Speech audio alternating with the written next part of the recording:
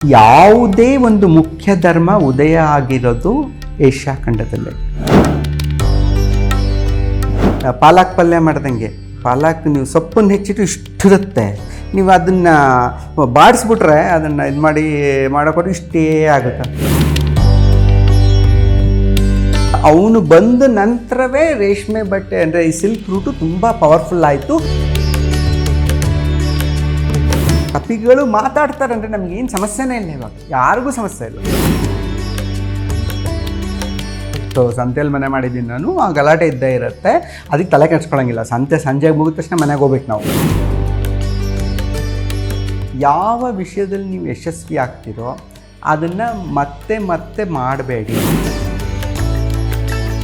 ನಾನು ಇನ್ನು ಹಬ್ಬಬ್ಬ ಅಂದರೆ ಅನದರ್ 2 ರಿಂದ 3 ಕಾದಂಬರಿ ಬರ್ದೇನೇನೋ ಅಷ್ಟೇ. ಹಾಸ್ಯ ಬಹಳ ಇಷ್ಟ. ಸುಲಲಿತ ಅಂತ ಕರ್ಕೊಂಡೆ ನಾನು, ಹಾಸ್ಯ ಬಹಳ ಇಷ್ಟ ಇತ್ತು. ಇವಾಗ ಇಷ್ಟೆಲ್ಲ ಈ ಥರ ಸಬ್ಜೆಕ್ಟ್ಸ್ ಎಲ್ಲ ಓದಿದ ಮೇಲೆ ಅನ್ಕತೆ ಹಾಸ್ಯ ಹುಡ್ತಾ ಇಲ್ಲ ನನಗೆ.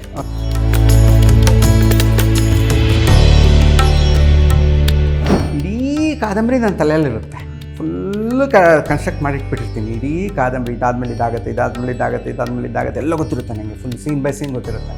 ಒನಪು ಬಟ್ಟೆ ಒರಟು ದಾರಿ, ವಸುಧೇಂದ್ರ ಅಂತರಂಗ ಬಹಿರಂಗ. ಇದೇ ಅಕ್ಟೋಬರ್ 3 ಸಂಜೆ 5 ಗಂಟೆಗೆ ವಿಶ್ವವಾಣಿ ಟಿವಿ ಸ್ಪೆಷಲ್ ಯೂಟ್ಯೂಬ್ ಚಾನೆಲ್ನಲ್ಲಿ.